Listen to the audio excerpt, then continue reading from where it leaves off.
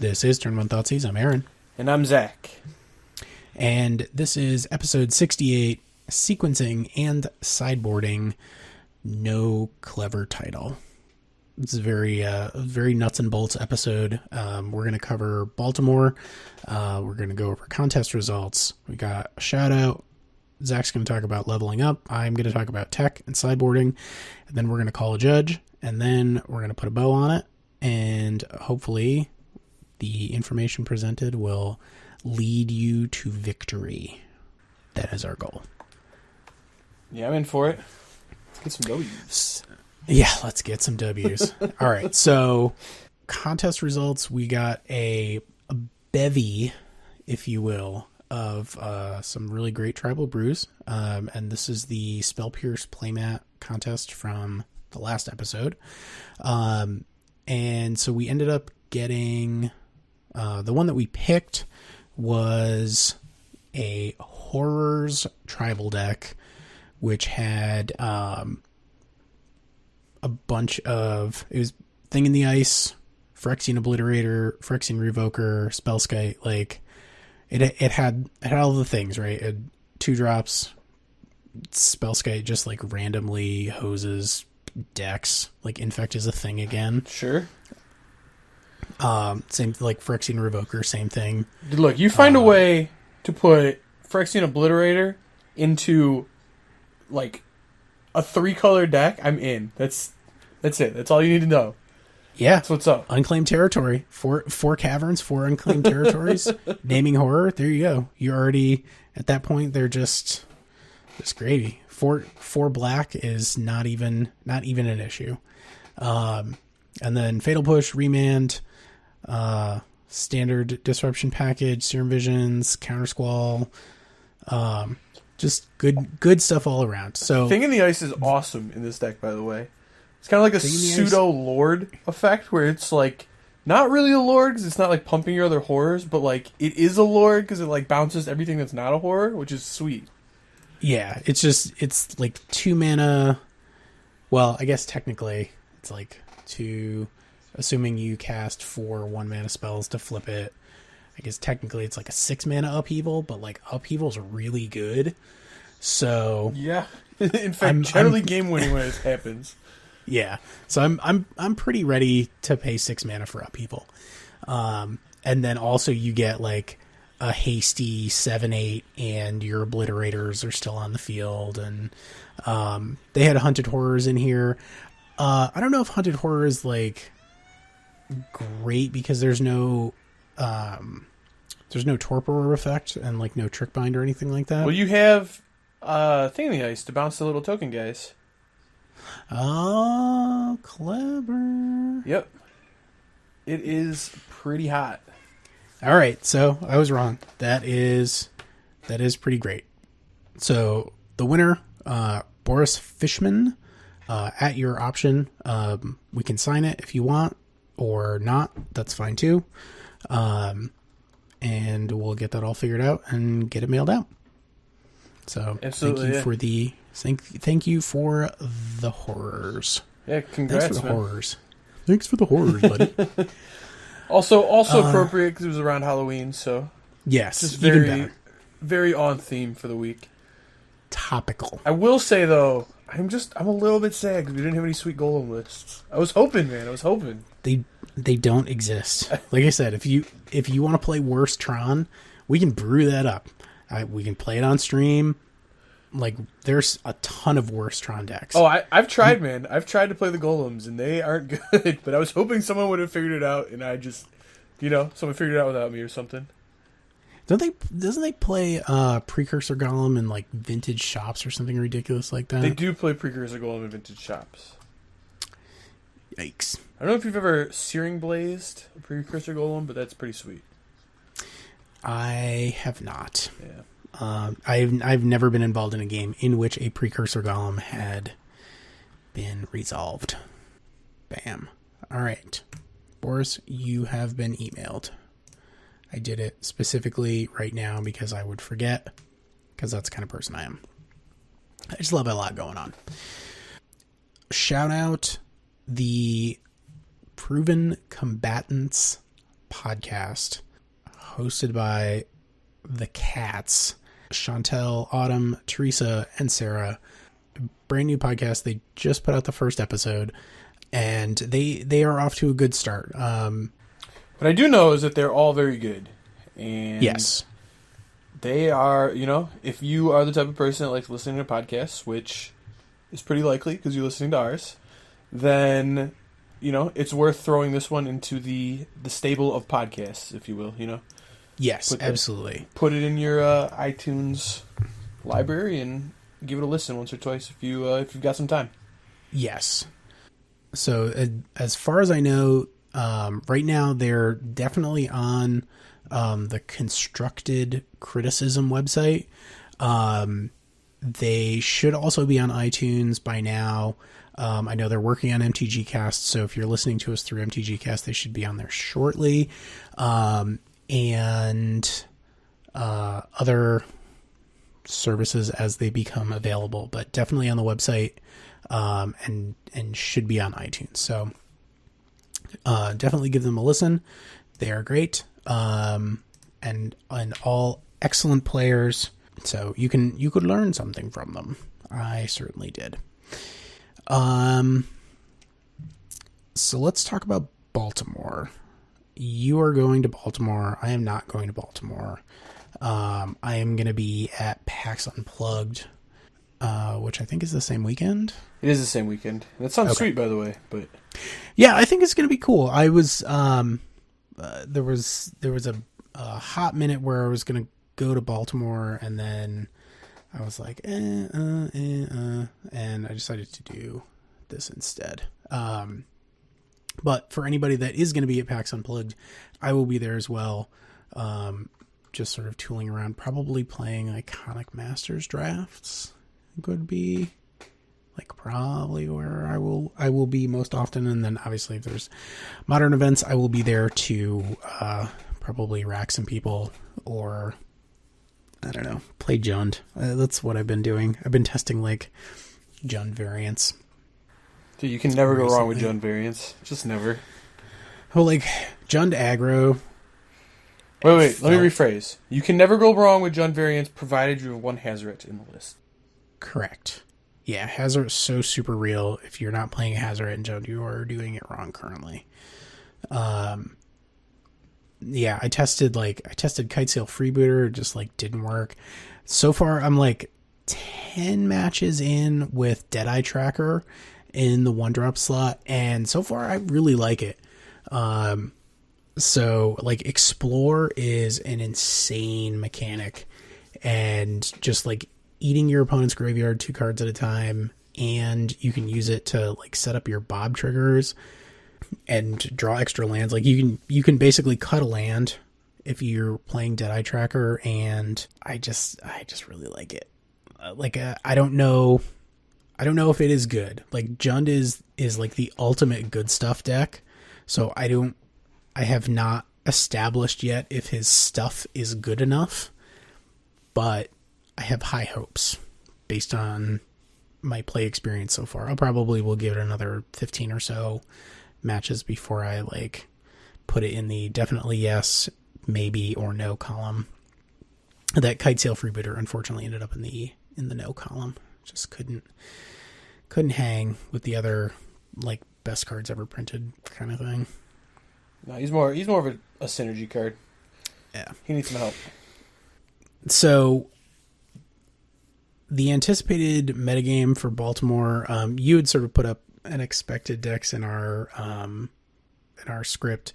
I pulled a list from Modern Nexus based on the last regionals results, and this isn't really the way that they break down the tier system is sort of nuanced, but it's really kind of focusing on what is winning, not necessarily what people are playing. So Affinity, Jeskai Control's been doing really well. Storm, obviously. Grixis Death Shadow sort of popped its head back up because I think people just kind of were sleeping on it for a little bit. Eldrazi still very good. Counters Company.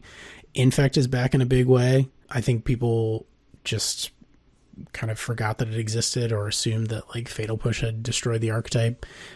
They're playing Jace Vryn's Prodigy now to like defend against other aggressive decks and also fill their yard for Become Immense and flashback like pump spells. Pretty great. Humans, since busting on the scene, has become very popular because it's extremely frustrating to play against. it just is. Like, it's so aggressive and so disruptive that like it is hard for a traditional like mid-range deck to keep up with it, and people aren't really running a lot of meaningful board wipes right now.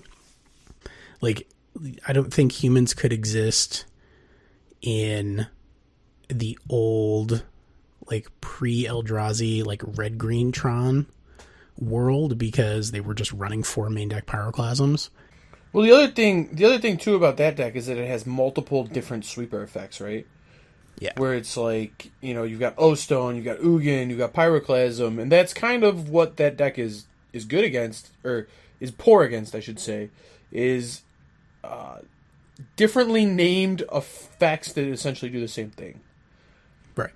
Yep. So, you know, there's only one deck in the entire format I can think of that is running multiple sweepers with different names.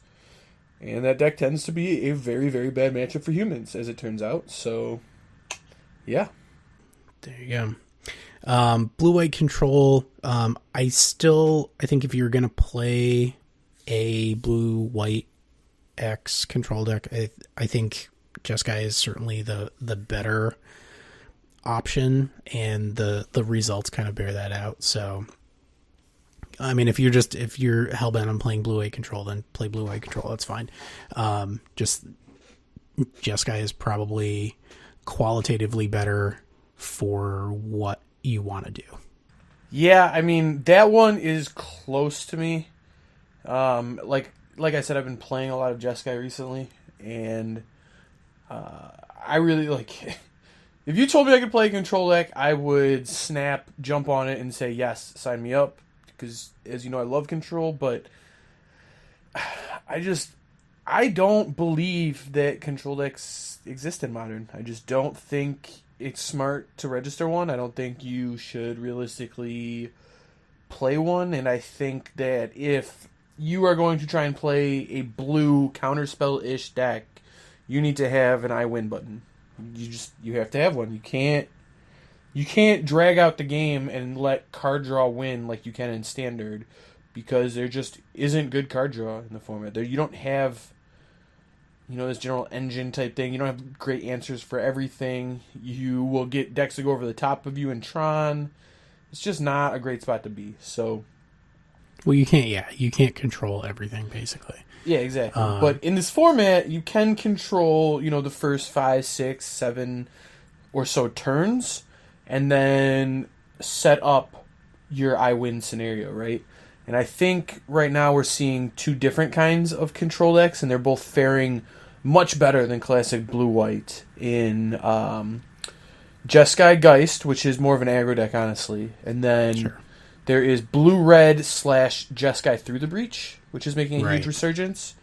And I like both of those decks more just based on the fact that you have this I win button. You have something you're trying to do. It's not, I'm just trying to extend the game. It's, I'm trying to set up this scenario, and when this happens, I win. Right. I mean, Breach, like, I played this match recently, and I squeaked out a win on the back of, like, game 1, it was just disruption, because I had Thoughtseize for their breaches, and then I was able to eat their graveyard with Deadeye Tracker, so they didn't have like access to Snapcasters and stuff like that. But yeah, game 1 is just like all in on the combo, get an Emrakul, win the game, and then game 2, they, depending on what they're playing, like obviously I was on Jund, so they were like, oh, okay, no attrition. Like they tried to break the attrition game, and so they sided into like young pyromancers, totally sided out the combo, and just went for like a value blue red like pyromancer spells deck, and that was a lot harder to deal with, honestly. Like taking your Through the Breach away is very easy for Jund. Like trying to manage like young pyromancer and young pyromancer tokens and like all of your stuff getting bolted, and you can't stick a Lily because they've got 2 lightning bolts in hand, plus they have card selection with Desolate Lighthouse, and like it all adds up to something that's very difficult to stay on top of. So I don't know if I would recommend it unless you already have the cards and you just really love Through the Breach, which is a fine card. It's a card that I dislike, but as a game one like gotcha win con, it's not bad. Well, the thing I like about the deck is that it is like Splinter Twin in the sense that it's playing like a very powerful, proven shell outside of the Through the Breach Emrakul package. The Snap, Bolt, Blood Moon, all of those have been proven very powerful in Twin. But they were missing the actual, Deceiver Exarch Twin part, the I win 2-card combo. But, Through the Breach Emrakul gives them that. Now, obviously they're not as good as having these just, slightly bad but playable creatures that Twin had, like because the pieces aren't great on their own. But right. What they do is allow you to be more flexible, right? Like you just said, they bring in this, young Pyromancer spells package, and it gives you this spot where when your shell's bad, you can change it, you can adapt it with only a few pieces from your sideboard. That was always kind of the power in Twin was, against unfair decks, you're this Twin combo deck. Against fair decks, you're this grindy blue-red control deck, and this deck can kind of do the same thing. I've actually been advocating for Jeskai Breach recently, that's playing Nahiri in the sideboard as a different sort of I win, but also like good in a fair matchup type deal. Sure. Because, Nahiri, like you already have the Emrakul in your deck, so you don't need to board in Emrakuls. You can just board in 2 or 3 Nahiris, take out, some number of Through the Breaches, some number of Emrakuls, and then Nahiri just is the combo by itself. You just gotta, play it. And then, Nahiri can, minus kill a creature, maybe eat a pesky enchantment or artifact or whatever. So, I like that, but the point here is that you don't really want to dirtle. And, I mean, you just can't afford to in Modern right now. You're going to get someone going over the top of you with Urza lands, so... Yeah. So then the tail end was Abzan, which I assume is just regular old Abzan mid-range, and Burn, because Burn is always a thing. Don't think there was anything... Oh, you had, like, Scape Shift, Titan Shift on your list. Yeah, well... I think everything else is the same. Yeah, I think generally those are the decks we're looking out for, right? The ones you just read off, but... I wanted to mention something different about Baltimore in specific, I guess. Okay. I'm not sure if we mentioned already, but Baltimore is a team event. So that means it's team constructed. You have one player playing Standard, one player playing Modern, one player playing Legacy. It's 3-player teams, and generally in these teams, the person playing whatever format they're playing is going to be a specialist of that format. Now, that's not always true for every team, right? But in general, you can assume that the person playing Standard on their team is probably the best Standard player on that team. The person playing Modern on their team is probably the best Modern player on their team. Or maybe they're not the best on their team, but they are, a specialist of the format they're in. And that tends to be the most true in Legacy, but that also applies very strongly to Modern. There's a very strong correlation of the Modern player on the team being a specialist in a type of deck, right? So, right. That doesn't necessarily change the metagame, because anybody who plays Modern could just be the Modern player on their team. So you essentially can still see any deck you would normally see in a Modern event. Like, that's not changing anything. But what you can kind of assume is that there's 3 people on the team. So, like, if somebody's specialty is, like, I don't know, generic unplayable Modern deck that they just play for fun, and somebody's specialty is Affinity, well, it's more likely that the Modern player is the Affinity player.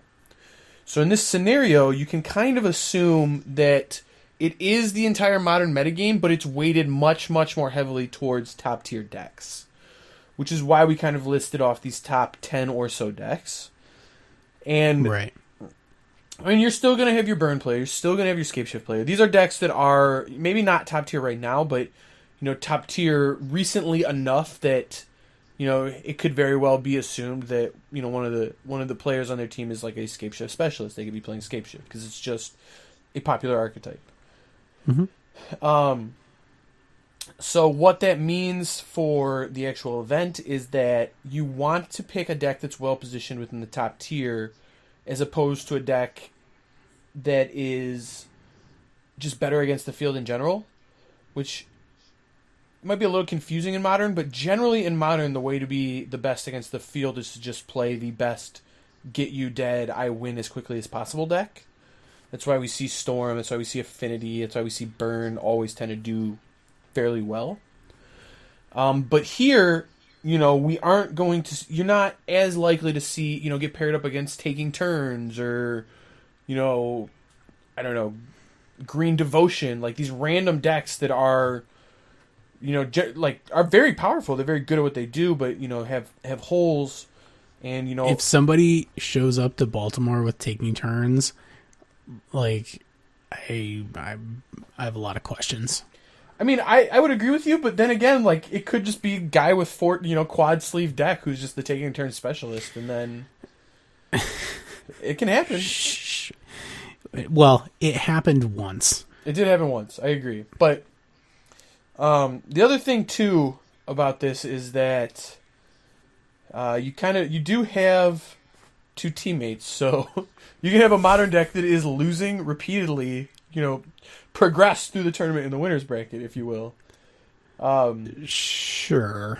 So, but I also I feel like maybe the other people on your team are going to be like, hey, we don't want to have to carry you, so could you perhaps play a real deck? Yeah, I mean, that's fair. That is fair. And that's kind of what I'm getting at, is that you're more likely to see tier 1 decks because it's 3 people making the deck decision, right? It's not, and I've seen this before, I stay up until 3 a.m., register my deck list, wake up, and I'm playing this whatever I registered at 3 a.m. last night pile today. I don't think that's as likely to happen in this event. That only works in Legacy and only if you are playing check pile. Sure, but I've seen Todd Anderson do it. One of my friends has done it and done well at an event, so it's not, unheard of. I wouldn't recommend it, but sure, that is something that happens at events. And like I said, for here, it's not going to be that. So the thing that this allows you to do, though, is actually metagame for Modern events, which doesn't typically happen, right? Like, it's very, very hard to metagame for a Modern event where you could just see the field, right? Like in an individual event. But for instance, the last team event I played in, my teammate, who's our Modern player, was playing Ad Nauseam. He's, one of my friends is an Ad Nauseam specialist. He plays, at least up until this point, he had been playing Ad Nauseam for 3 or 4 years, kind of nonstop. And this was right when Death Shadow was breaking out, so we said, hey, let's metagame for Death Shadow. Why don't you play Leyline of Sanctity in the main deck? And we are aware that this is going to make you generically worse against the field, because there are decks that having Leyline of Sanctity in your main deck is just a joke against. Yes. But there are other decks where it's like, just a stone cold I win the game card, and you just have that in your opening hand on game 1. So, we got I remember one specific judge call against the Burn player that was pretty good, but that situation came up where we were like, hey, let's metagame for this event. We're going to put the ley lines in. Let's see what happens. And as it turned out, it did make him worse against the general field. So, rounds 1 through 6-ish, he was struggling, but, we played pretty high-tiered standard and legacy decks and was generally able to carry him through the earlier rounds, so that by the time we got to day 2 and later in day 1, well, when he started seeing a bunch of Death Shadow decks, it was just, stone cold nightmare for these Death Shadow decks to play against a combo deck that they can't interact with. And as it worked out, he carried us through day 2. So it is viable, and because you know that these decks are going to be, you're more likely to see this popular deck, these tier 2 or these tier 1 and 2 decks, you can metagame for them. So I would suggest not going overboard. My Leyline of Sanctity example may seem extreme, but when you already take into consideration that Ad Nauseam plays Leyline of Sanctity in its own board anyway, it was really more of just a, hey, let's take 4 of its sideboard slots, put in the main deck, let's put 4 main deck cards in the sideboard type deal. Right. And, it worked out. But what that allows you to do for this event is maybe you change 2 or 3 sideboard cards to really help you in those tier 1 matchups. Maybe you don't think you're going to see a graveyard deck. Maybe instead of, playing the 2 pieces of token graveyard hate you would normally, maybe you get rid of all of them. Or, maybe you're particularly scared of affinity at this event, and instead of playing, 3 pieces of artifact hate, well, now you're playing 4 pieces. Maybe you have the full playset of Stony Silence or something. That seems aggressive. I agree that's aggressive, but that is something that this format allows you to do, right? Where you can kind of overboard for some decks that you really want to beat, and then in the matchups where you just are not prepared, like say you decide to skimp on graveyard hate, right? Sure. In a team event, if you get paired against Dredge and you have no graveyard hate in your sideboard, just like a single person event, you're not winning, and that's a loss. Like, you're just done. But you could still play against Dredge in this team event and then get crushed because you have no graveyard hate and then have your 2 teammates win. Which I wouldn't count on, but is still a better scenario than in, like a single-person modern event. So, I'm not going to tell you to, just completely metagame for one deck or go way overboard, but I would suggest toying with your sideboard a little bit. Going a little heavier on what you expect to see. Maybe making a call like you're not going to see Tron. You don't need any, land hate. Maybe no Stone Rains or Crumble to Dust or whatever you were going to play. Maybe you make the call that you're not going to see, Graveyard or Artifacts. Maybe you don't think you're going to see Affinity. I don't know. You would be completely wrong in that scenario. That is a bad example. I would agree with you that you're probably wrong to not play Affinity, but I think it's a risk that could pay off if you didn't get paired against Affinity, right? Sure. I mean, it's unlikely, but like if you make the call like, oh, I'm just going to play no artifact hate whatsoever, and then you don't get paired against Affinity in the event, that's probably great for you. It's kind of like you just got to play a 17-card sideboard from what you normally would play, right? Sure. Again, I wouldn't suggest that one specifically, but yeah, the concept applies, right? Right.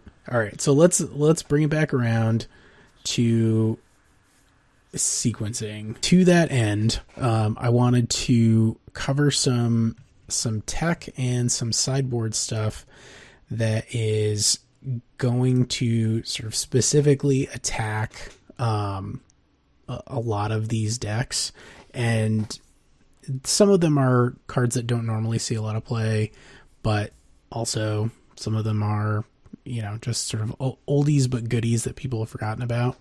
Well, I think that's actually a great point, Ahren, is that some of these cards don't see play, but it's not because that they shouldn't see play, it's that people have forgotten about them. And, these cards don't see play now until you put them in your sideboard and you crush somebody with them, and then, next week these cards might be seeing play.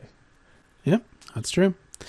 The first one for me always, and I know I harp on this, but Torpor Orb, especially now, is, I think, at least worth 1 slot, maybe 2. I play 2 right now because the decks that I've been playing have a lot of trouble with like humans and like Eldrazi taxes, so, and also Snapcasters, so it kind of like it helps all of those things.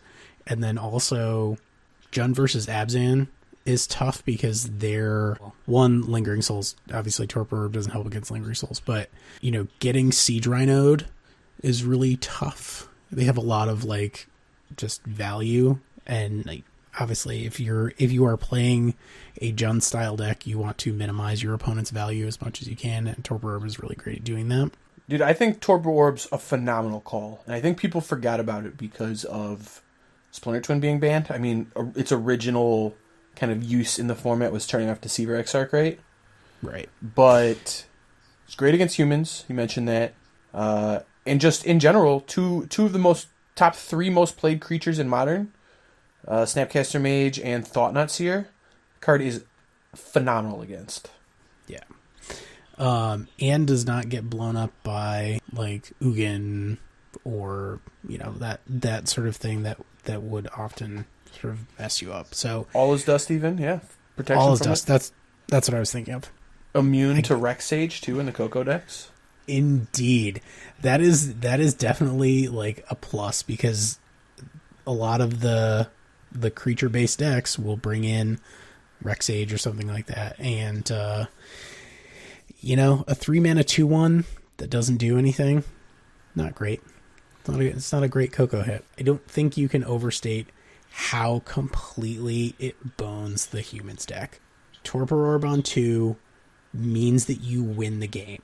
Straight up. Because other than that, they're playing 1-mana 1/1s and 2-mana 2/1s, and that's pretty much it. Like, they'll still have Thalia. Yeah. Eldrazi Taxes, the black-white Eldrazi Taxes deck, we had sort of talked about this before we started recording, that deck is really good. And it has stuff in it that is just completely insane. And one of those things is like Flicker Wisp, Eldrazi Displacer, like the Blade Splicer, their whole thing. Torpor Orb shuts that off. Like, if they have Eldrazi Displacer and Flicker Wisp, do yourself a favor, shut it down. Concede the game, because it is almost impossible that you will win. And it's just, it's so obnoxious. It tilts me so hard. That said, the reason that it tilts me so hard is because it is unbelievably powerful and feels very unfair, because it kind of is. Like, they can blink your lands and the lands don't come back. It's, what a mess. It's pretty obnoxious, I agree. It's super obnoxious. So Torpor Orb against them is great. I mean, they're playing Eldrazi Displacer. Like, the entire point of their deck is to abuse ETB effects, right? Correct. They just want to do it over and over again, so let's turn them all off. Yeah, so grab some Torpor Orbs. On that note, too, just want to point out, Tocatl Honor Guard from the new set, 2-mana 1/3 Torpor Orb on a stick. Yes. People forgot about him, but he's a thing. Yep. Torpor Orb also doesn't die to Fatal Push. Yep, well, that's true, too. Throwing it out there. The next one I wanted to hit is Pithing Needle and Sorcerer's Spyglass. I recently had the misfortune of playing against Lantern on Magic Online, and I beat them, but it was not for want of them trying, and Sorcerer's Spyglass was a huge part of that, because knowing what you're naming, especially if you're not maybe as familiar with like every Bizarro deck or even all the top decks. I mean, we talked about this sort of projected metagame. I mean, there's still like 11 decks on there or something like that. I mean, it's a lot to sort of know the main board and the sideboard plan for all of these decks. So Sorcerer's Spyglass sort of gives you a little bit of a leg up in terms of information, because you do get to see their hand, and then you can name, some piece, whatever's in there.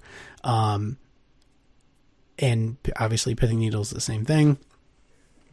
Affinity, Arcbound Ravager, Cranial Plating, Inkmoth Nexus, Planeswalkers, any Planeswalker, fetch lands, Steve's in Scapeshift. Like, I don't think I would bring it in against Scapeshift, but if you have nothing, I have brought in Pithing Needle against Scapeshift and Eldrazi Tron.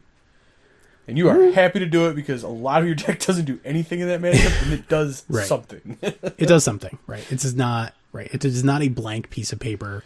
Well, there's also stuffed into a card sleeve. There's also Colony Heart Expedition, which is also a thing. Okay, sure. I mean, not all of them play it, but you might get lucky. Sure. But it's a good catch-all, or catch most. And like I said, if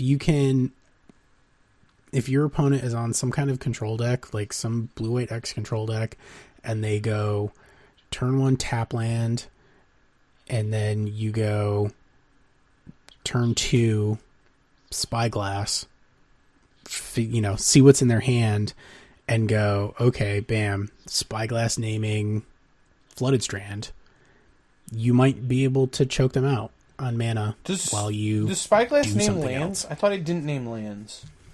I thought it was any... Let me see. So if it names lands, that's gross. Then choose any card name. Jeez, okay. Yeah. That's gross. Yep. So it's 2 mana instead of 1. You really need a combination of like encyclopedic format knowledge and luck to sort of like blind pithing needle somebody on turn 1. So I don't see the 2 mana as a huge detriment. And like I said, the upside is there. So I'm on the Sorcerer's Spyglass train. Yeah, I would generally, for most listeners, I would be with you on Sorcerer's Spyglass. I think just a quick little thing you can do is just pick 5 decks at random and think of the card that you would Pithing Needle against them. And if you don't have the answer to all 5, then you should probably Sorcerer's Spyglass. There you go. A good internal test. Do I know enough to be able to make this weird call? And the answer for most people is probably no.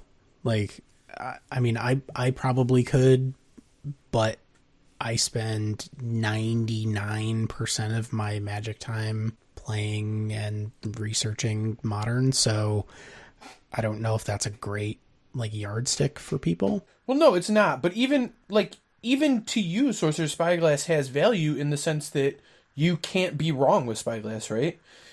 Yeah, you could have a Pithing Needle, and I've done this, man, where I feel like I have a very good grasp of what I would Pithing Needle in any matchup. I had 2 Pithing Needles in my sideboard of Eldrazi-tron. I know against Affinity that I need to name specifically either Cranial Plating or Steel Overseer, and it's just a toss-up for me. So it's like, I just play my Pithing Needle on 1, and if I hit the one that they have in their hand, I'm probably going to win the game, and if I don't hit the one they have in their hand, I'm going to lose. And, I'll name Steel Overseer because I'm scared of that, and they play the turn 2 plating and kill me with it. Yep. And it's just like, if this was a Sorcerer's Spyglass, I would have known ahead of time. There you go. Burn your Pithing Needles. Invest in Spyglasses. No, not really. Pithing Needle is still good. Actually, even 1-1 would probably be okay, because then makes it much harder to get Meddling Maged. Absolutely. Which is a thing again. Anti-search. I put Shadow of Doubt in here. There are a couple of other anti-search effects. Like Arbiter. Leonin Arbiter is obviously probably the most powerful one, but it's also very narrow. It's hard to play Leonin Arbiter in a non-Death and Taxes shell because most decks aren't built around that, or most decks have a search component. But Shadow of Doubt, even Mind Sensor. Even Mind Sensor. Oh, even Mind Sensor. Sure. That was just opponents. Yep. So Shadow of Doubt, even Mind Sensor. There's a colorless one. There's a colorless one from, I want to say, Mirrodin, that does 2 damage to someone every time they shuffle their library. Oh, that one's not as good, but it is a hate card. That's not Mind Crank. What is it? Oh, it's Psychogenic Probe. That's what it is. It's called. Yep. What did I forget to have that piece of knowledge in my brain? I'm like, oh god, why do I know that? And I know that the reason that I know that is because I almost certainly at some point was like, I need to try and make a Psychogenic Probe combo deck. And also, for anyone who's curious, there actually is one, and it's real bad. I would believe that it's real bad. Yeah. So, anyways, anti-search, Shadow of Doubt, even Mind Sensor. It is great for Scapeshift, obviously. It turns off Scapeshift itself. It'll get either just the ETB trigger or just the attack trigger of a Primeval Titan. So I don't know that I would rely on it in that matchup, but it is very useful. And it cantrips, so like it's a very low cost card to play. So if you're in blue or black, or preferably blue and black, because it makes it much easier to cast, I'm pretty on Shadow Doubt. If you're in a white build where you just kind of want another effect like that, Mind Sensor is great. Also, shutting off gifts in Storm is very good, because they will tap out to play gifts, no problem. Like, they're not going to be playing around Shadow Doubt, and they don't play Spell Pierce to my knowledge. I think they're just on Remand right now. So if they don't have a bear in play and they just go slam my 4th land, gifts, and you go Shadow Doubt, that's a huge hit for them. Also, a very common play in Storm is the turn 3, end of opponent's turn, ritual gifts to try and go off on your turn 4. That's pretty gross. If they go ritual gifts and you go counter draw for 2 mana, still get to hold up mana. Yeah. Yep. It's like a 2 mana cryptic command. Yep. The next one, and this is one that I toyed around with this slot because I had been thinking about Red Green Tron and like how they used to run 4 main deck Pyroclasms because they would just get run over all the time. And then the metagame sort of shifted. But now that there are a density of small creature decks, having access to a Pyroclasm-esque effect is, I think, more important than it has been in recent memory. So I put Kozilek's Return in there because I think of the main ones that would see play, it is probably the best, and that is mainly because it is instant speed.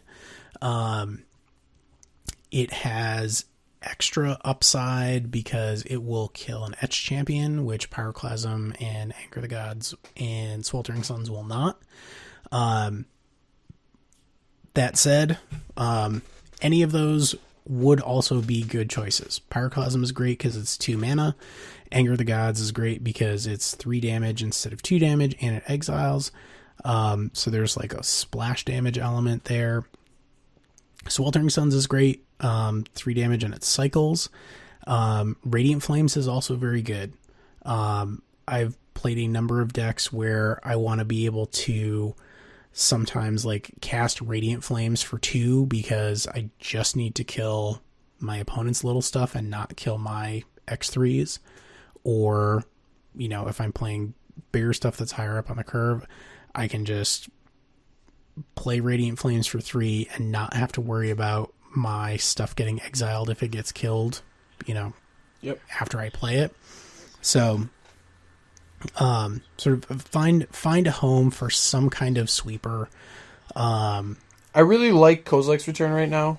No, I do too. I think it's, like I said, I think it's the best. I think the instant speed really pushes it over the top for me. Well, I mean, like one point, yeah, like it is the instant speed, and it's because, a lot of talk in Modern is about how Celestial Colony is the best man land, but it is not the best man land. The best man land by leaps and bounds above all other man lands is Inkmoth Nexus, and that is one you would like to kill with your sweeper if you can. Raging Ravine?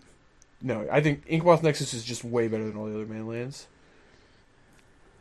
It's close. Mutavault, I think, is the next best, and then it's like Raging Ravine and Colonnade.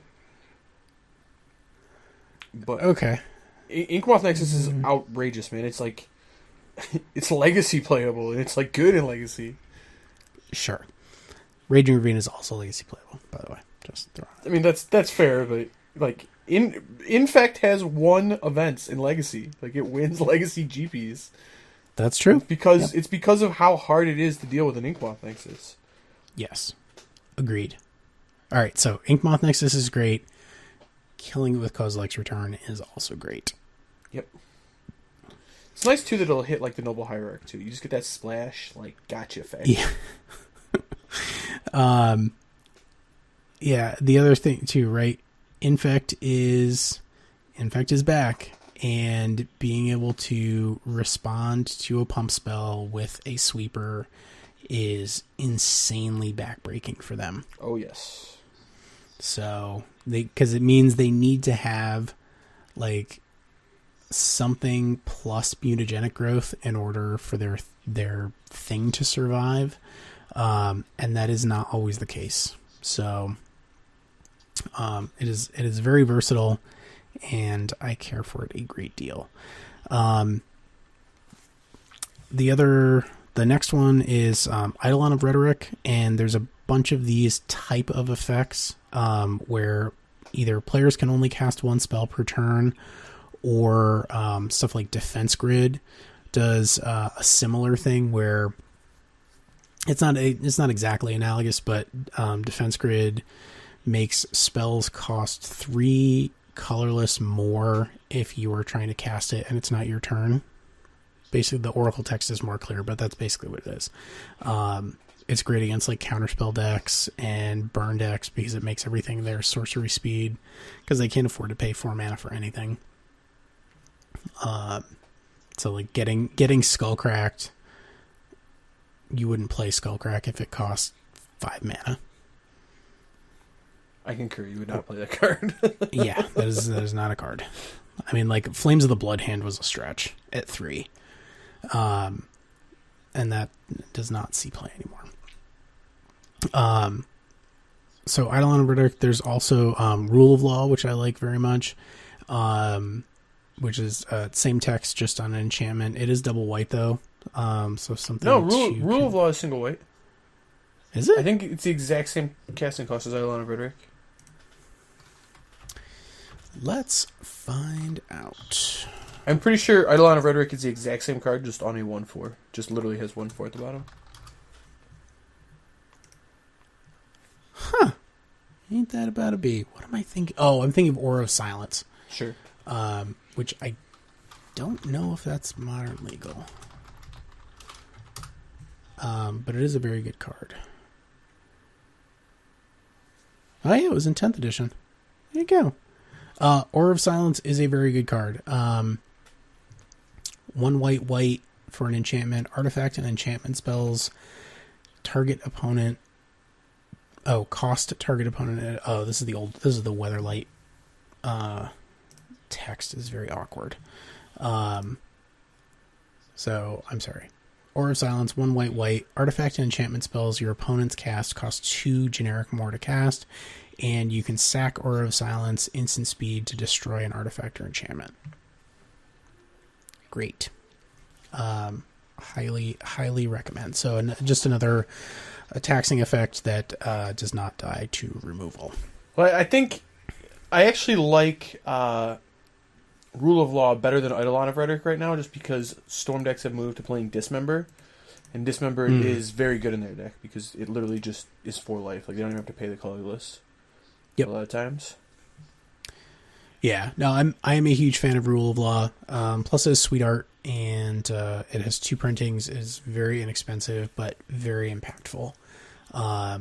Like a resolved Rule of Law means that they cannot win the game through their original plan.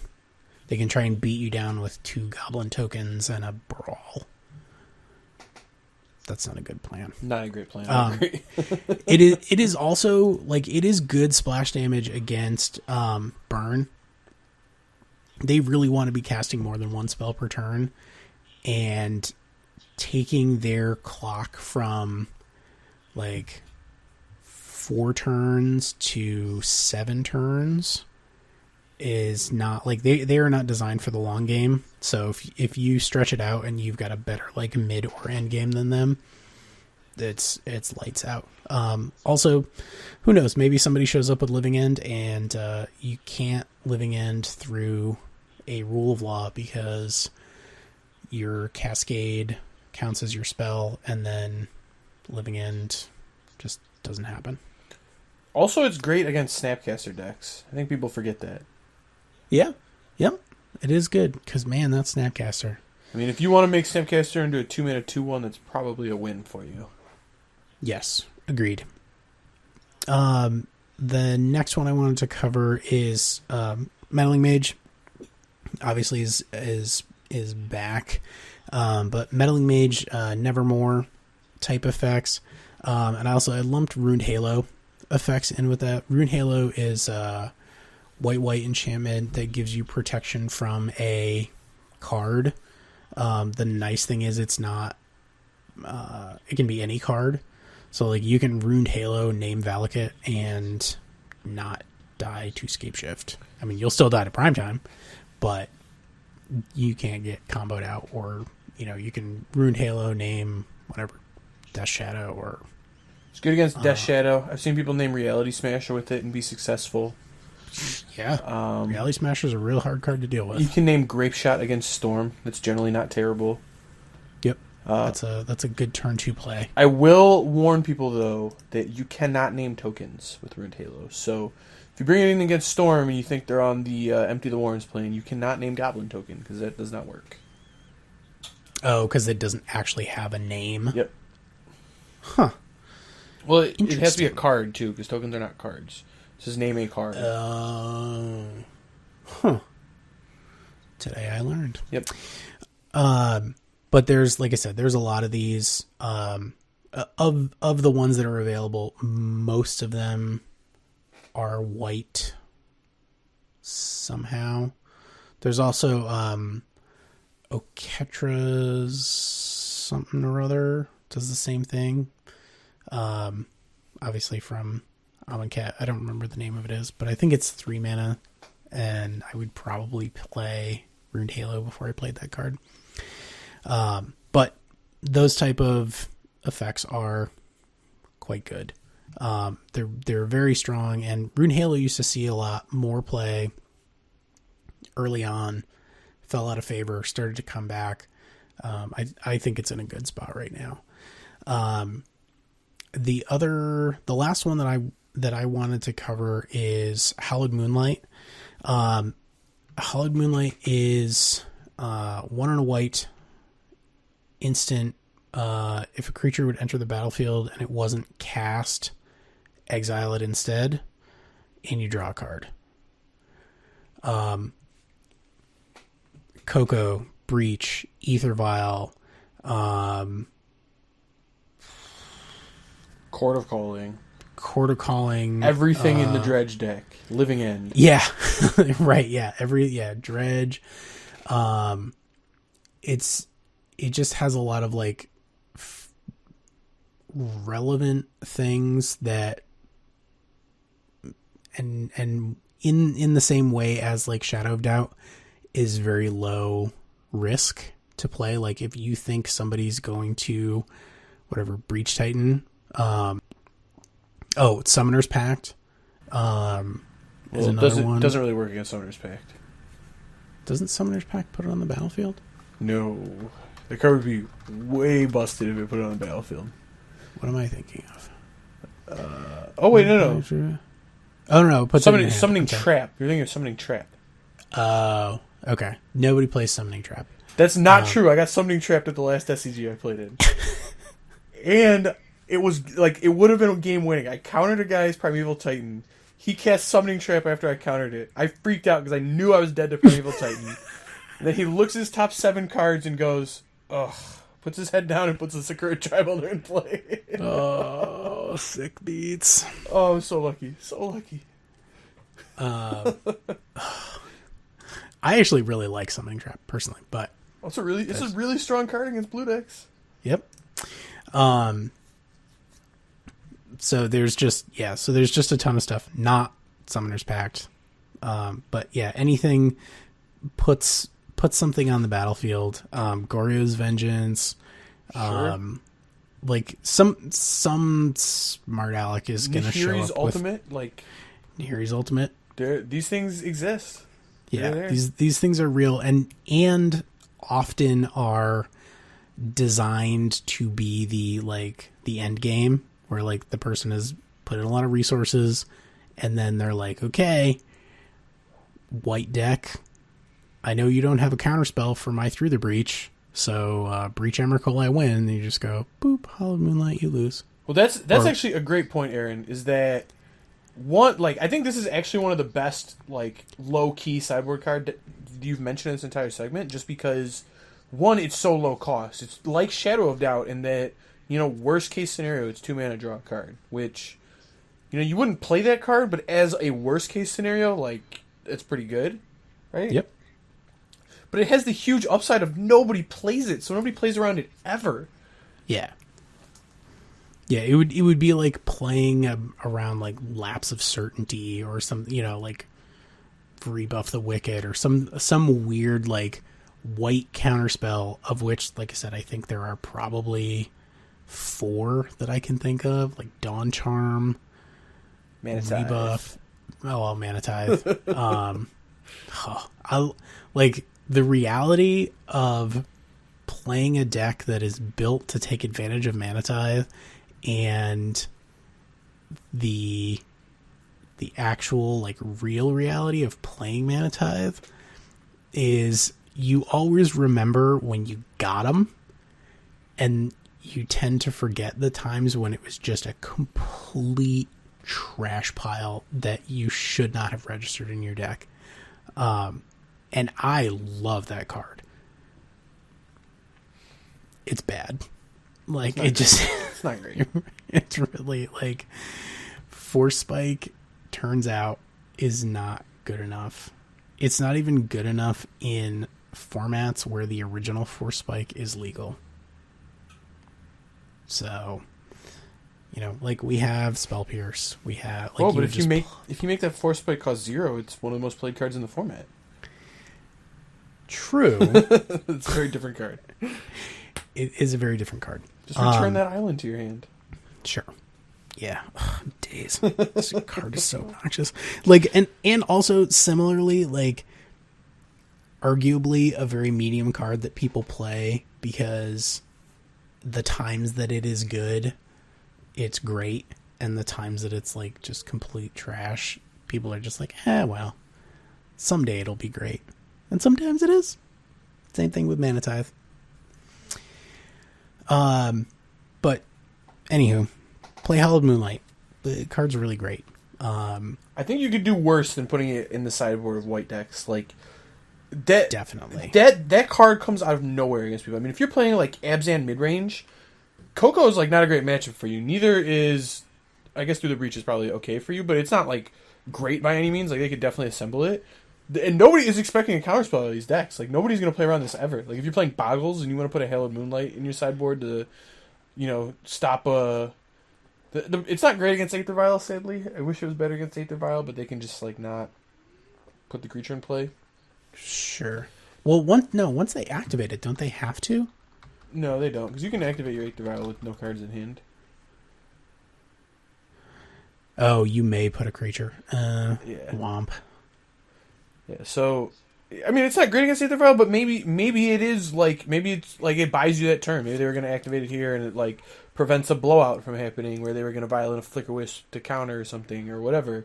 And you don't even have to feel bad about casting it, because you get to draw your card back, So, I think that's, I think that's a card that should see more play in Modern than it currently is seeing, which is 0.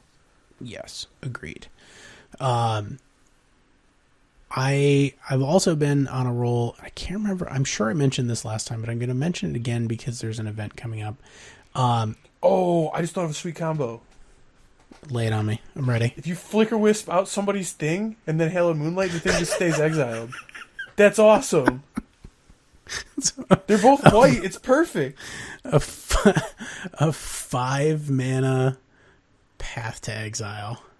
Well, I mean, like maybe you have your own Aether Vial. Maybe you like vial it in and then cast your Hallowed Moonlight. That would hit your thing too. Well, no, you put the because Flicker Wisp is end of turn, so you just like blink their thing out and then you cast it. I mean, it's a reach, but it's not 0. Like it's just like another if you put it in your Death and Taxes deck, like you could for sure bring this card in and maybe get some value out of it.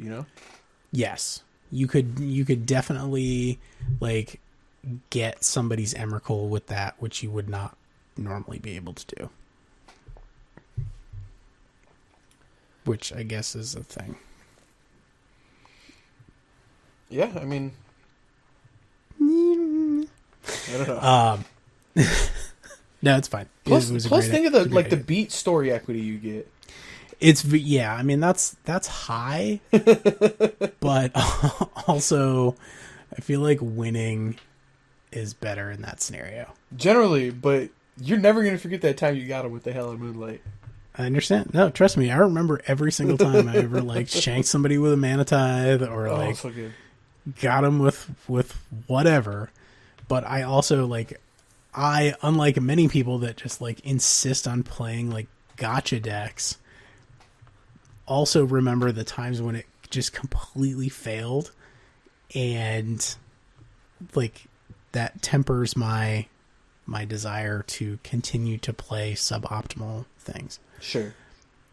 When I'm playing competitively, I do obviously spend a lot of time playing more for fun, and I will definitely cop to playing terrible decks, lots of terrible decks, and doing brews and stuff like that where, the overall strategy and card quality is sometimes questionable. And I do definitely remember the times when I got somebody with a brew more than the times that I failed to get someone with a brew. Fair. So the other sort of tech or general, I guess, sort of state of the format thing is I would really encourage people to diversify their, not only diversify their removal, but also diversify the CMC of their creature base. If you play a deck that is 100% just free roll kills with Fatal Push, you're going to have a hard time because a lot of people are still on for Fatal Push, even though arguably that is incorrect.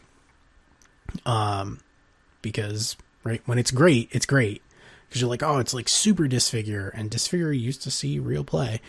And sometimes it is super Disfigure, and sometimes it's I don't have a fetch land, and this person has a Knight of the Reliquary that I literally have no way of killing, and I'm going to die because of it.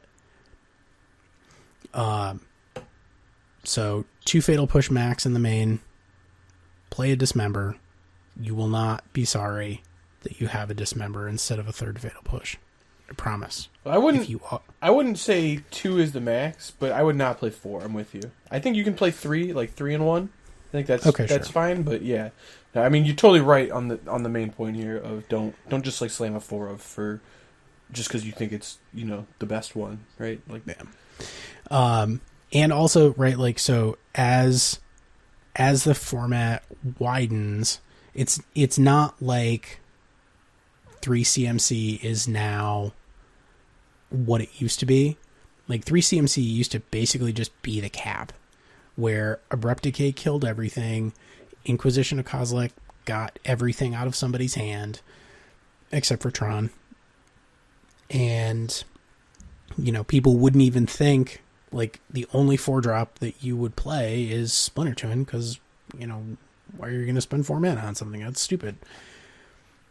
Now, where even mid-range decks like Jund, like Abzan, have tools and cards that are good enough that, Jund is now playing Rabblemaster. Rabblemaster is not a Fatal Push free roll. They have to put work in order to kill your Rabblemaster. They have to put work in to kill your... I mean, even something that does see a lot of play anyway, like Kitchen Finks. Their stock, in my mind, has gone way up because it's it's Path, or their Fatal Push becomes also I have to crack a fetch land, take a point of damage minimum to kill your Kitchen Finks, which is just going to come back. Yep. Well, I think you're totally right on this. I will say the one removal spell I think you just still are playing a 4 of, and that's not changing, is Path. Oh, yeah. I think Path is just so far and away better than every other removal spell in the format right now that You just play 4. Agreed. Yep. But I really like I've been playing 2 Fatal Push, a Dismember, and like a Go for the Throat has been good. Depending on the deck, I'll play Murderous Cut sometimes. 2 and 2 Fatal Push Dismember, 3 and 1 Fatal Push Dismember is good. Hero's Downfall is great. Dreadbore, Terminate, like if you are playing Terminate, you have access to Fatal Push. 2 Fatal Push, 3 Terminate is a very nice spread. It is a good place to be because you don't have to waste your Terminates on Noble Hierarchs, and you can still kill a Gurmag Angler. Yep. So that's my mini diatribe and my sort of tech and sideboarding piece. So if you want to go, if you want to talk about your segment on sequencing, this is the time. First, I'm going to give you a general definition of what is sequencing. I mean, sequencing is literally just how you play your cards, right? It's just the order in which you cast spells and, the time in between. Like maybe you cast a spell on 1 and then you don't cast something on 2. Then you cast something on 3 and that was the sequence you chose, right? So to sequence correctly, there are 2 things you have to be aware of at all times. The first is your own game plan, right? You need to know what you are trying to accomplish with your deck and what accomplishing that looks like, right? So maybe you're a burn deck and your goal is to get your opponent to 0 life.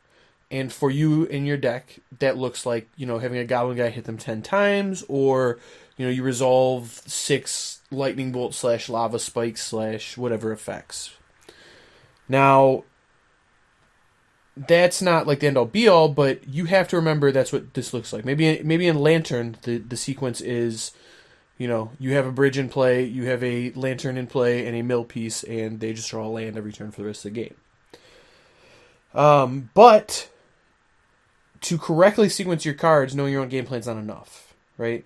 You have to know your opponent's game plan. You have to know what a win for them looks like and how they intend to interact with your game plan and vice versa.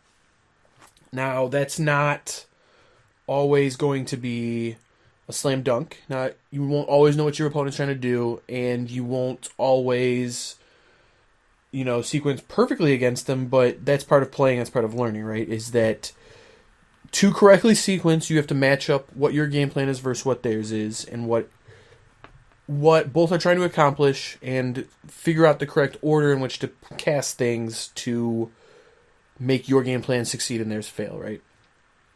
Now, that sounds complicated, and I guess it kind of is, but what we can do is give you some, more hard examples to make it a little bit more clear. So, for example, let's say you are playing Death and Taxes against Storm. Well, the Storm deck's goal is to kill you with a Grape Shout or a very large Empty the Warrens, and they're going to achieve this by casting a lot of spells. Now, to do that, they need to generate a lot of mana, get a lot of cards, and, to cast a lot of spells, you need to draw cards and make mana to cast the spells. So generally they're going to accomplish this with Past in Flames. But as it happens in the deck, they will play a card like Gifts Ungiven to, find their Past in Flames and draw them more cards. Well, in your Taxes deck, Leonin Arbiter just happens to be very good against Gifts Ungiven, happens to be very good against the fetch lands they play. So it is a card they do not want on the battlefield. But even more important is Thalia. Thalia just makes all this stuff cost 1 more, which, essentially counters multiple rituals and just kind of makes it impossible for them to storm off. Well, if you know that your Storm opponent has a Lightning Bolt in hand, the correct way to sequence is going to be play your Leonin so that they are forced to deal with it, so that they Lightning Bolt it, so that they can cast their Gifts Ungiven, and then you play your Thalia to stop them from going off. Now, that's a pretty basic example of how you would go about sequencing it, but that applies in a lot of situations, and people don't really think about that as much, I guess. This happens in Jund too, where it's like, if you're playing against a deck that has removal spell, say the Jund Mirror. Well, in the Jund Mirror, having a Tarmogoyf out is great. Tarmogoyf is probably going to win the game if it gets left unchecked, but the whole deck is full of removal spells, and it's very easy to kill a Tarmogoyf in the Mirror. But, if you leave, even for one turn, a Bob out to draw an extra card, well, the Dark Confidant is going to draw, enough cards to put you over the top, generally, in the matchup. So, it's generally better against these removal-heavy decks to play your Tarmogoyf first, so that they kill it, and then you can play your Bob the next turn, and then maybe it'll live. So that's an example of sequencing 2-drops. It seems minor, but these are the types of things you need to think about when you have multiple 2-drops in your hand, or when you have like a 2-drop and a 3-drop that kind of do similar things. You need to think this through, and it's not always right to just strictly curve out. Even though curving out is generally good in Magic, it's not always right to just go 2-drop, 3-drop, 4-drop, because this is modern where very powerful things happen. Maybe it's better to go no 2-drop, 3-drop, 2-drop, and then 4-drop, because that plays around what your opponent is going to do more often, right? Some other minor examples of sequencing are, something that comes up very often is Monastery Swiftspear, right? It's a card burn, plays a lot, and it has a mechanic called Prowess on it. Now, Prowess asks you to cast your spell before combat, generally, so that your creature will get +1/+1, so it'll do more damage when it attacks, right? And, in a very generic scenario, it is just better for you to sequence all of your spells you're going to cast that turn before combat so that you get more damage on your Swiftspear. Now, you can play games with this, right? You can have your Swiftspear in play, and if you think your opponent has a counterspell, or a kill spell for your Swiftspear even, maybe you don't cast your spells in your main phase because, they're going to kill it anyway. Or maybe you convince them that they can do something else end of turn because you didn't have spells to cast. Maybe you only have, one spell to cast in your hand. Maybe you just, have one card in hand. And they think, well, if he had the spell, he would have cast it main phase to get the Prowess trigger. And then you go to your end of turn, and, they're like, well, alright, maybe I can just run out this spell queller I was going to hold up. That was, the last card in their hand or whatever. Or maybe they have more cards, but maybe you just only have one. They're like, I'm going to run out my spell queller. Well, now they're tapped down, and you can resolve the Boros Charm you're holding, or the Skullcrack, or whatever it is. So, yep. Yeah, taking advantage of things on the board, information available to both players, is very important. And that's kind of what the Prowess example is getting at, is that when information is known by both players are taking it into their game plan. So sequencing around that information being known is very important. And that seems obvious. That seems like something you would think of. And most players do, but it's like the fallacy here, the thing that people miss is that, your opponent is also taking it into effect. So that changes the way you're supposed to sequence it, I guess. So just some general rules. Sequence to take advantage of known information on both players. You generally want to sequence to hurt your opponent's reactive spells, right? Like I said with the 2-drops, you play your spells out to make their reactive spells worse. And then the third one I came up with that is, I guess, thought of as less important than the first two, with taking advantage of known information and sequencing to hurt your opponent's reaction, is sequence to make your interaction better. Now, this doesn't seem... I don't know. This doesn't seem that intuitive to people, because a lot of people will think, well, you're just going to play your interaction whenever it's best, right? It's not really how you sequence it, but there are tricks to making your interaction better if sequenced properly. Like, for example, something a lot of Jund players will do, is if their opponent has one card in hand, and their opponent's been holding it, and you draw your Thoughtseize, well, they're just going to cast that Thoughtseize because, this Thoughtseize isn't getting better. It's just going to rot in your hand, generally, because your opponent's going to play their spells, and you're going to play your spells, and you're never really going to have a target with it. So maybe you're going to get that last card in their hand. But good players will wait until they've drawn a threat they want to protect with their Thoughtseize. They will sit there, hold that Thoughtseize in their own hand, and then... maybe they draw their Dark Confidant, and, well, all right, maybe now I can Thoughtseize, and, maybe your opponent was holding on to a Lightning Bolt because they knew that Dark Confidant was going to be really good for you. And you get to take that out of their hand before you play your Bob and, let that carry you to a win. And I think people don't do that enough, and I think it's something they need to do more often, is think about how to time, their hand disruption better, I guess. Generally,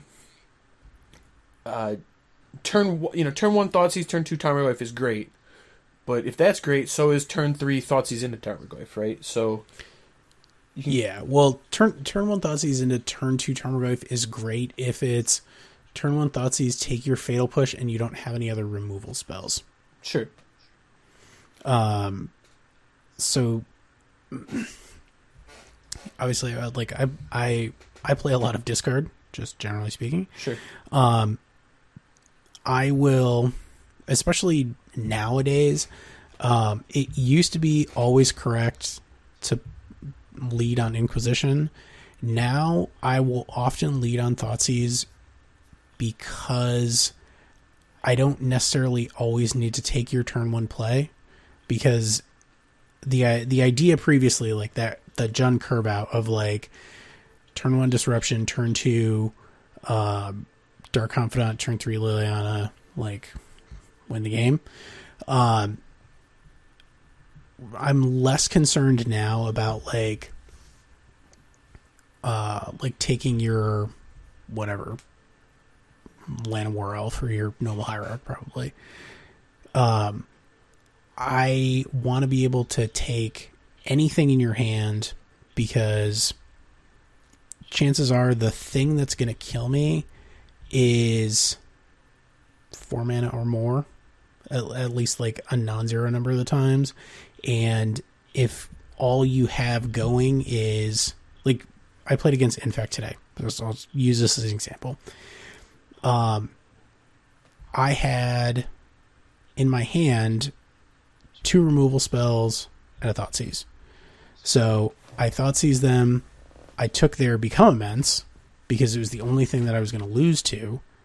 And then they played their, Glistener Elf. And I was like, okay, terminate your Glistener Elf. And then the next turn, they didn't have a Blossoming Defense, or at least they would have had to. At that point, they would have had to draw a Blossoming Defense to save their second Infect creature. So I already knew they didn't have anything that could kill me. I had answers to everything, and their only out is like a 3 of in their deck. I don't think they play 4 Blossoming Defense. They might, but even so, even if it's a 4-outer, and in the early turns of the game, it's whatever, they're 1 out of 40 something to draw the exact single card that saves their creature. Like, I guess that or Vines would have done it. But having the ability to take anything is more important than just like stumbling you, which previously was not the case. The other thing that I think is important that people sort of miss with discard and those type of effects is you always take the thing that you can't deal with, and take the thing that is the most problematic, even if they can't cast it right now, unless they're just like totally jammed up. I mean, obviously it's a judgment call. If they get a handful of 5-drops and 1 land, okay, sure. Like, take the Snapcaster, because you always take the Snapcaster. If they have like 2 lands and a Geist, you take the Geist. Or you take the Supreme Verdict, or you take the, take the thing that you lose to, and use that information to sort of guide your next discard spell. So maybe you lead on Thoughtseize, and then the next turn you Inquisition, see what they drew, and then either play your Bob or play your Tarmogoyf. And sometimes, like, you're just doing that to bait out a removal spell. You're like, both of these are must answer, but maybe I put the Bob out there because I'm like, okay, he is going to eat the Fatal Push, and then I'm going to untap and go 2-drop, 2-drop. You know, I'll play another Bob and a Tarmogoyf, and life's great. Sure.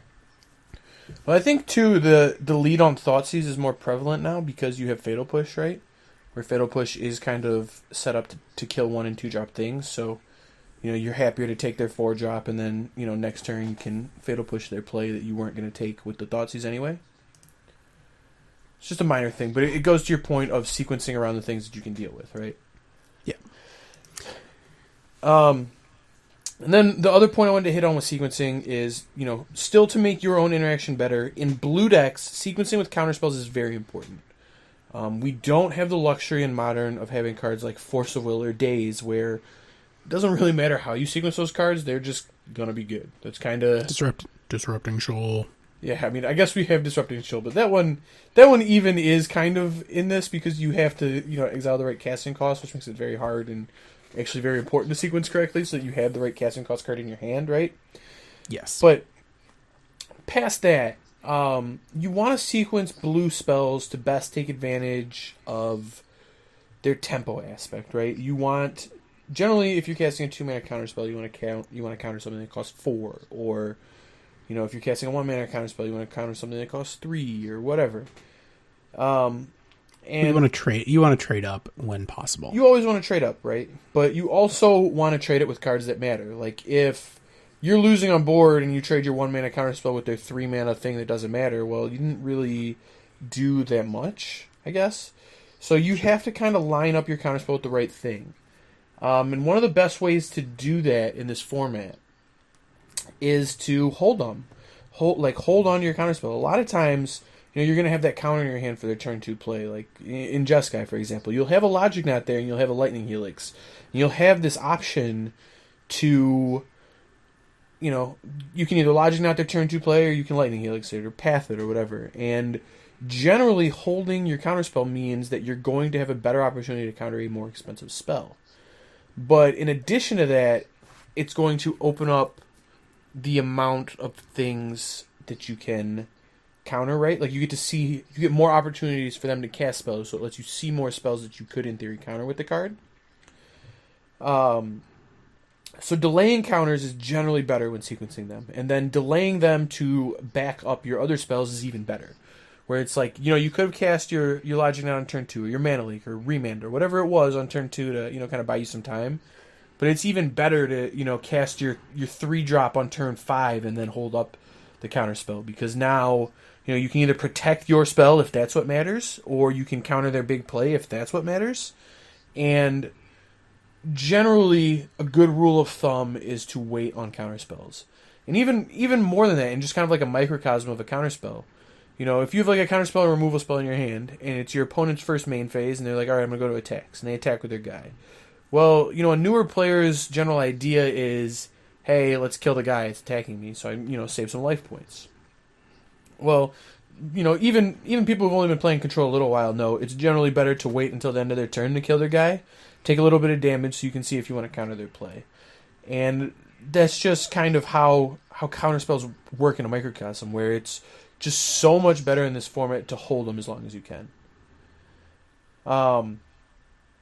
So that's kind of all we had for sequencing. Again, the most important thing is knowing what matters. And it's not always going to be possible to know what matters for your opponents exactly, but you can always know what matters for you. And it's very easy in this format to know, hey, my game plan is do this. Like, maybe it's Infect. I need to put 10 Infect counters on my opponent. How do I do this? I need to protect my creatures. I need to pump them up. So to sequence, you know, sequencing that, it is inexcusable not to know what your own deck is trying to do. You need to do that. If you want to be successful in Modern, you need to know what your own deck's trying to do.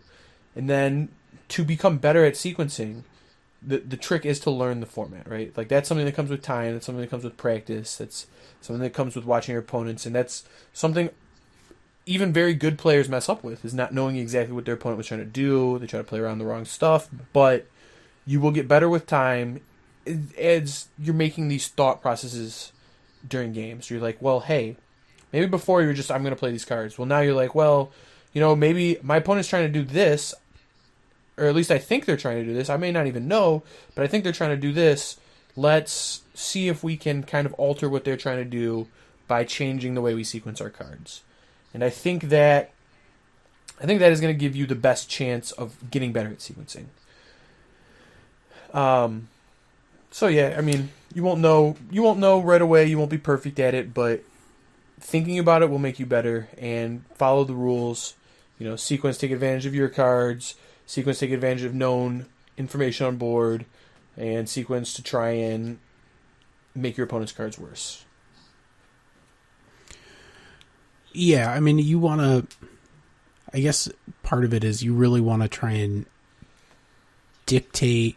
To the extent that it matters for the deck that you're playing, you want to dictate the terms of the game, if that makes any sense. Well, I think sequencing is right. Like, you're sequencing to take advantage of your cards. Like, you're taking the thing that this one hits, you're taking the thing that this one hits, so that you leave them with the thing that this one's going to hit, with Wrench Mind's going to hit twice. So, right. It's sequencing to take advantage of your cards, which I think is relevant, right? It's like a... Yeah. Yep. Place, but I don't know. So this is a very hard topic to talk about. I'm not going to lie. It is. Well, but it's important. And, it's very important. Part of it, I guess, is developing patience. And this is something that I struggle with.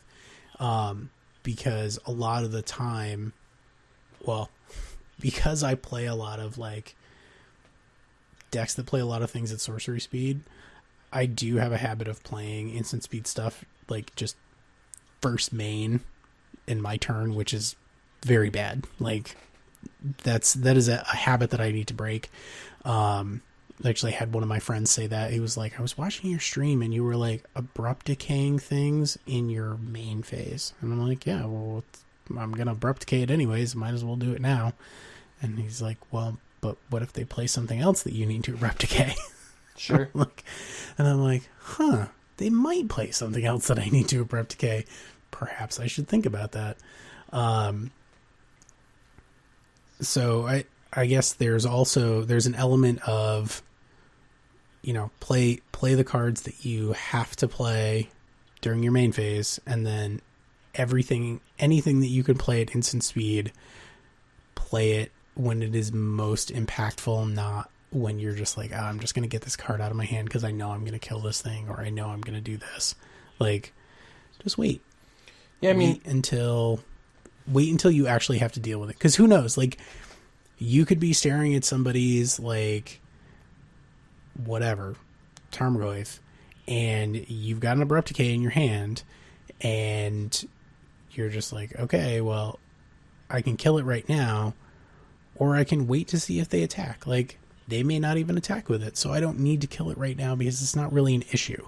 And then they drop a Liliana, and you're like, I need to abrupt decay that because that is going to make me lose the game. Yep. So I guess you hit on a very good point there, actually, that I kind of missed, was you want to sequence to maximize information, which is kind of non-intuitive. A lot of times in a lot of matchups, it's actually very valuable to trade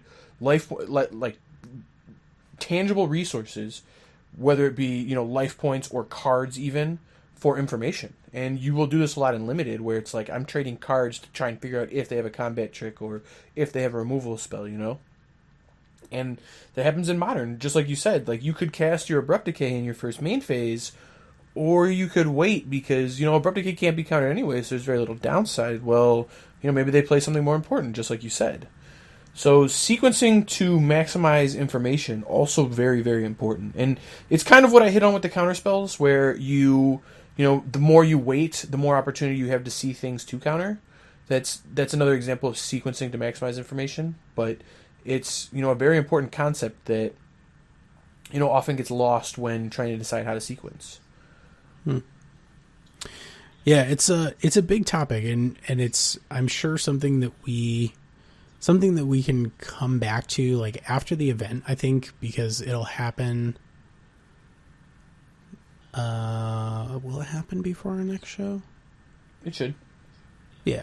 So when we come back, I think it'll be worthwhile to sort of touch on this again. So while you're down there, and I will attempt to do the same, try and just be oh, this was an important sequence of play, and we will talk about them in the next episode.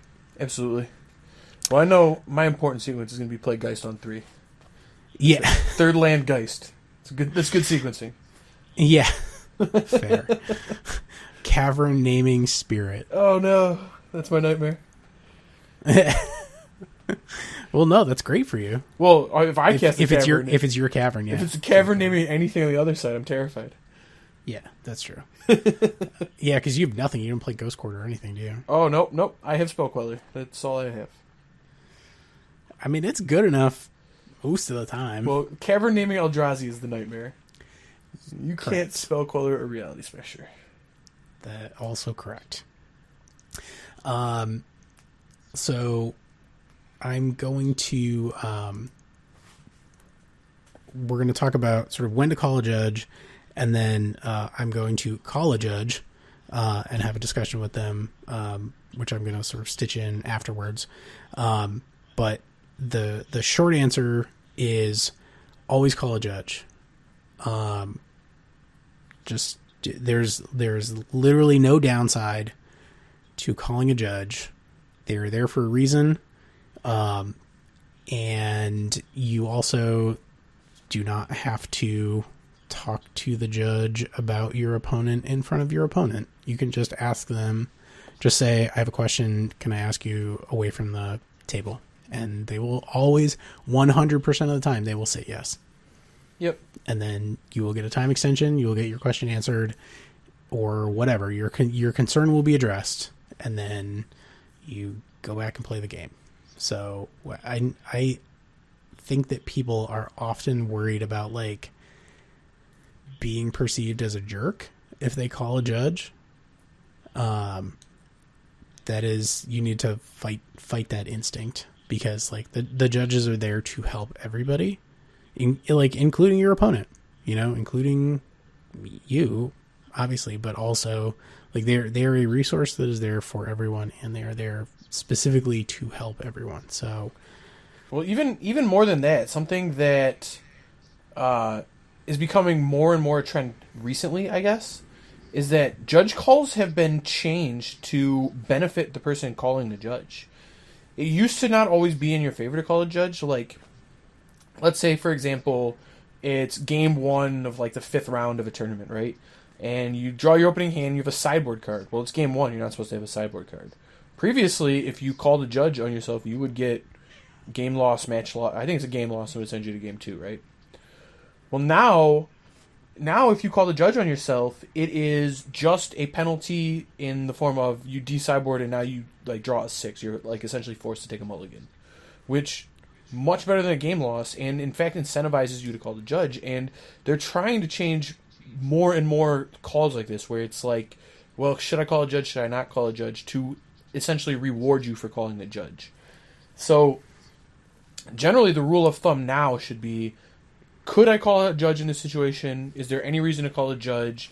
If you can come up with a reason why you should call a judge, that's, a tangible reason that, you want to ask a question, anything, you should call the judge, because it's pretty likely to reward you in that scenario. Yeah, I had that. I did that at the GP. I'd call a judge on myself because I forgot to de-sideboard, and it was not a big deal, which was great. Yep. Because I did not want to accidentally cheat. Yeah. So yeah, I guess it's, I think the shift that you're talking about is sort of like trying to move them away from being like enforcers, and more like, not that they don't enforce the rules, but that they're sort of like... Well, that move is to incentivize people to use them, right? It's like, these judges are here. Before they were kind of like silent arbiters that would like stand over people's shoulders and people were like scared of them, right? Now it's kind of just like, judges are everybody's friend, so, call them and they're going to make the situation right. Yep. Right? Where if you're doing the right thing, if you're not, cheating and blatantly trying to scumbag your opponent, it's going to probably be beneficial for you to call the judge, unless, you did something wrong. But, if you did something wrong, you should probably own up to it and, just deal with it, right? So it's generally better to just call the judge. And yeah, I mean, you're right. They're there to help. They want to give you correct rulings. And another point that has come up recently for me, if you see something happen in a different match too, like if you are just like sitting there watching and there's something happening in a different match that you think maybe against the rules, maybe you don't agree with, maybe you thought somebody drew an extra card or they got the interaction on a card wrong or whatever, call a judge. I've had it come up twice in recent events I was in that, somebody got, some sort of penalty for not calling a judge and in fact interfering with the other game. And in those spots, it's just advantageous for you to call a judge before you take any sort of action. There you go. Yeah, don't interfere in other people's games. I mean, that one seems obvious, but it's really easy to be like, oh, hey, you missed that trigger, And it doesn't seem like a big deal, but that is a big deal to be an outside assistant in a game. So if that's the case, just call a judge and ask them to, maybe check if all the triggers have been, caught or whatever, and maybe they'll rule that the trigger was missed, but you can't really interfere with the game, but you can have a judge ask both players to, make sure that the board state's correct or life totals are correct or whatever. So there you go. Valuable information. So before we get to the spice rack, you can visit us on Facebook, facebook.com/turn1Thoughtseize, all spelled out. You can follow us on Twitter. I'm at T1Thougeize, and Zach is at A22EN. You can see our YouTube videos, youtube.com/turn1Thoughtseize, all spelled out. You can see all of our content on turn1Thoughtseize.com. Thank you to our stream sponsor, cardhoarder.com. You can see the Twitch stream at twitch.tv/T1Thoughtseize. If you are listening on iTunes, please rate and review. And you picked a Spice Rack card this week. I will let you take it away. It is Fauna Shaman. Speaking of impactful 2-drops. Okay. So for the Spice Rack this week, we chose Isochron Scepter. Isochron Scepter is a 2 mana, which is just 2 generic colorless mana.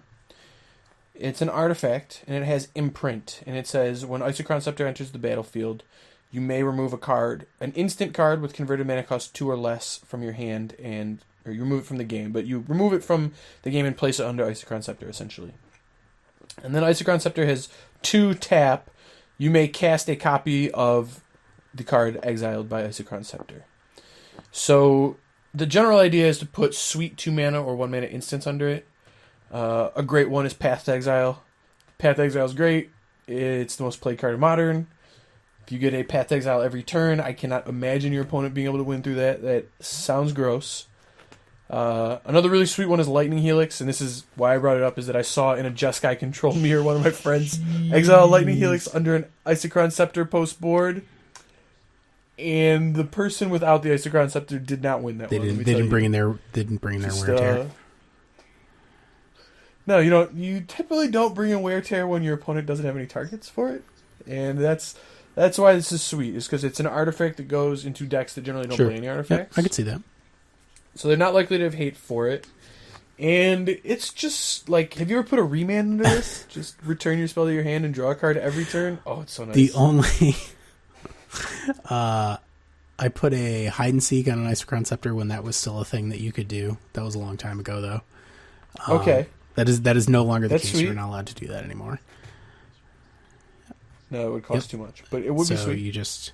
It was like the dorkiest mill plan, but it was basically like strip out all of your win cons and you're like, all right, you've got 47 cards that do nothing. Yeah, good luck. Yeah, Find and a way. Also like it was just it was actually miserable because there was so much shuffling. It was just like shuffle everything, shuffle multiple times per turn. Oh, you know what? We could put Extirpator Surgical under our Isochron Scepter. Also seems bad. It's probably not good, but It is sweet. It's spicy. Just surgical every card that goes in your opponent's graveyard. Just mill by 1,000 different ways. Hard pass. Yeah, you should probably pass on that one. But lightning bolt's a great one to put under there. Good. Yeah. You can put spatial contortion under there out of Eldrazi-tron. If you need I'm not sure that's generally the best way to go about this, but it is a thing. It kills a lot of humans. It does kill a lot of humans. It kills Mantis Riders. You can put a gut shot under there. That's affinity. Get some repeated gut shot action. Sketchy. It's not great, but it's something you can do with the card. But yeah, I think the general like sweet way to look at it is fogs, right? You put a fog under there, and now your opponent just doesn't have a combat step the rest of the game, which is pretty messed up. Actually, you could put under there. Oh no, it's not instant speed. I was gonna say explore, but it's not an instant. I'm sure there's no explore. Yeah, explore doesn't work. But one card that is like pretty messed up to put under Isochron Scepter is Boomerang. Boomerang is a legal card, and you can just bounce their land every turn, which means your opponent essentially just doesn't get to play more lands for the rest of the game, which is kind of ridiculous. Yeah. So Isochron Scepter is a silly control card. It's not particularly expensive too. I think that's if it costs 3, I don't think it would ever see any play. But like 2 mana is a nice thing. Yep. I mean, the reason people don't play this now, the reason it sees very little play is that, it gets Abrupt Decayed. So, like, if you just play Isochron Scepter on 2, exile your Lightning Helix, and they, Abrupt Decay it, well, you just got 2 for 1 by an Abrupt Decay, which is not something Abrupt Decay generally does. So, in that sense, it's pretty bad, but if you play it on 4, you put your Helix under it, and then it has haste, essentially, because it's an artifact, so you can just play it on 4 and then tap it immediately to cast the card you exiled, so you can get some value out of it. You can get a little bit of value right when you play it, so it's a pretty sweet card. Definitely a fun one to bring out of the sideboard if you're playing some cheap instants. You can really get people with it, and it is really frustrating to play against when you don't have an answer to it in your main deck. So it's spicy, it's fun. There you go. It's worth trying. Grab one. I'm trying to think what there's a promo one. Yeah, there's a promo one. It was an uncommon in Mirrodin. Yeah. I want to say maybe it was. So it was. I think it's Mirrodin. And then I think it was also an Eternal Masters. It was. Yes, it was. That is weird. All right, so Isochron Scepter. Yeah, Eternal Masters. Meh. It had from the Vault art. So it was from the Vault relics, and then it was that same art was in Eternal Masters. There was a Mirrodin and a Dual Decks Izzet versus Golgari reprint. Which I have to imagine came after Mirrodin. And then there's a promo version that has like a sweet, weird eyeball thing inside like a equally weird scepter, I guess, for lack of a better word. Because it kind of looks like the Eye of Sauron, dude. Yeah, Sauron, well, it looks like, to me, it looks like the Eye of Vecna, but that is because I am a D&D nerd, not a Lord of the Rings nerd. So, there you go. So I always think of this as the Eye of Vecna, and I'm like, yeah, so powerful. If you don't know what the Eye of Vecna is, it's Vecna. Go look it up. It is a sick, cool, old magic item from old D&D. So there you go. So thank you, everybody, for listening, and we will catch up with you next time. Love you guys.